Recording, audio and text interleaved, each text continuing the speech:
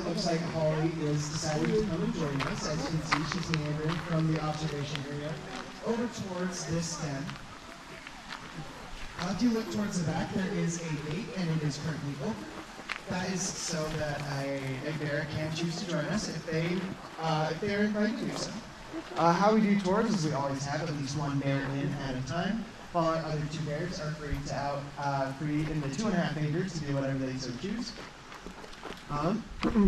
We do that to make sure that when you guys come in for a tour, you guys do get to see at least one bear, while also making sure that all 3 of our bears are spending the majority of their day in the 2.5 acres, where they're free to do whatever they so choose. And as you can see, they are quite inclined to join us because they know that that they can get free food if they show up. So Holly here, she's a very special bear for a few reasons. But the big one is that she is the matriarch. So bears, they run in a matriarchal society, meaning that it's the girls that call the shots. They're the ones who will designate territory, defend it from other females, as well as decide who does and does not get to mate. And in this entire 2.5 acres, Holly is the matriarch. She decides what happens, what doesn't, and she rules with an iron paw. She keeps all the other bears in line, as well as all the other staff in line. So what you're looking at here is extensively my boss. One interesting thing about her, though, is she's actually the smallest bear we have, despite being the one that's in charge. The reason for that is that she is the eldest female. Because she is 12 years old and female, she gets to be in charge. Whereas Tasha, on the other hand, who is a larger female but only 10 years old, is not in charge. So Holly, she's originally from Arkansas.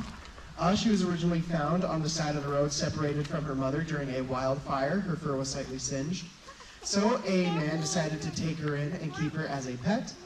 He was eventually found out when people saw a bear cub in the passenger side of his truck wearing a diaper. That's obviously pretty unusual, so they called that in to the local fishing gang, and they ended up seizing her, as it is illegal in Arkansas to own a pet bear. There are a few states where you can legally do so, but Arkansas is not one of them.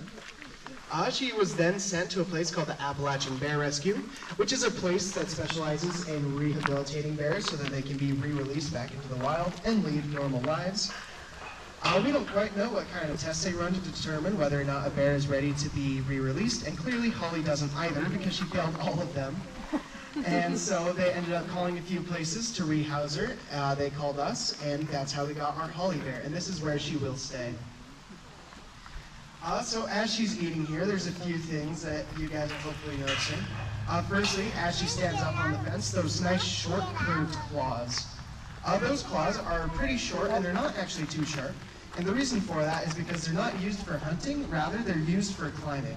Because they're curved and kind of short, they're able to sink them into the trunks of trees, and then use that to hoist themselves up very, very quickly. So Holly Bear here, she was actually climbing just earlier today. And even Lucky Bear, who we'll be meeting in a little bit, who is almost 400 pounds, is a very adept climber. And that is because of those nice claws that you're seeing there. The reason that black bears are such good climbers is they originally started showing up. They originally evolved during the Ice Age in forested areas.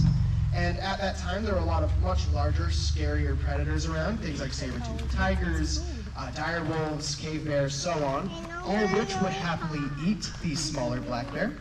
Now, the black bear could choose to fight back, but given the huge size discrepancy, that usually wouldn't end well. So instead, the ones that survived were the ones that would run away, and it was the ones that were really good at climbing. So over thousands and thousands of years, it was the most skittish bears and the best climbers that were the ones that survived, until now, where we have a black bear that is actually quite skittish in the wild and very, very good at climbing. Because of this, it's recommended that if you see a black bear in the wild, you make yourself look big, make lots of loud noises, so on, in order to frighten it off. That is because they still have that prey mindset. They think more like us or deer do than, say, a wolf or a cougar would. On the other side of that coin, though, there are brown bears. They started showing up just a little bit later, and rather than in forests, they were in plateaus and fields where they didn't really have the liberty to run away. Instead, if they wanted to survive, they needed to fight back. And so if a brown bear feels threatened, it will attack. And so if you see a brown bear in the wild, it is recommended that you make yourself look small, unassuming, and maybe lie down. And so a good turn of phrase for to see bears in the wild is if it's black, fight back. If it's brown, lie down. Now I've been talking for a little bit here. Does anyone have any questions about bears or our oh goodness, sorry. Or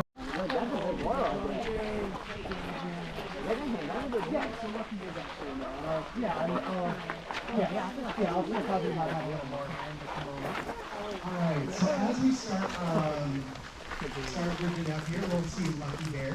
He is very, very special for quite a few reasons.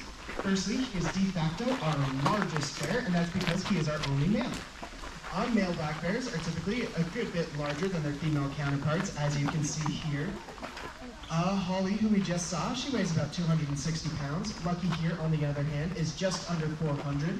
And if he were to be standing on his hind legs, he'd be about 7 feet tall. So he's a very, very large bear. Now for this meal, it's something a little bit different. You saw with Holly, we were placing it along the fence line. Lucky, on the other hand, he's getting some nuts and fruit, dried fruit, inside a plastic bag. The reason we're doing that is it is a form of enrichment.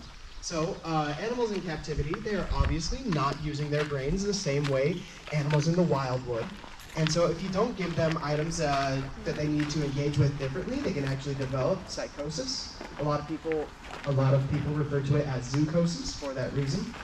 And so we give them various toys as well as meals that they have to kind of interact with and engage differently in order to prevent that psychosis. And so for this enrichment meal, it's pretty simple. We have given him a brown paper bag. So Tasha is from Kentucky. She was originally found on the side of the road trying to nurse on her dead mother who had unfortunately been hit by a truck. A gentleman was able to rescue her, and he took her home to his 50-acre farm where she would grow up. Now, bear cubs are generally quite reliant on their mothers to learn how to survive in the wild, how to essentially be a bear. Obviously, Tasha did not have that mother bear, but what she did have is some farm dogs that influenced her. Due to not having a mother, she didn't learn a lot of important skills, like how to groom herself and shed. However, she did learn how to bed from these dogs. So you might see after she's done eating here, she might show a lot of those canine-like behaviors that your dog would at home. She might paw at the fence, bat her eyes like she didn't just receive food. That is not a bear behavior. That is something she learned from dogs. Before she got here, none of our bears knew how to beg. After she got here, all of our bears knew how to beg. So she has a very unique skill set. Now, she was on that farm for about 18 months, at which point the gentleman decided he wanted to try and mimic something called family breakup, which does occur in nature. Essentially, after about 14 to 16 months with their mothers, cubs are going to be forcibly dispersed from the mother's territory, and that's because she's getting ready to mate again, and there's not going to be enough food in the mother's territory for herself, her new litter, as well as her old litter of almost entirely mature bears. And so she's dispersing them, telling them to go out, find their own territory or ranges, and survive on their own. The gentleman decided he wanted to try and mimic this by driving Tasha here to a local state park. He said his farewells and had a very peaceful bear-free week, up until he started hearing news of a little bear going around begging people for food, and when it wasn't given to her, she would take it out of coolers, tents, and backpacks. He was able to connect those dots pretty quickly and realized it was probably Tasha.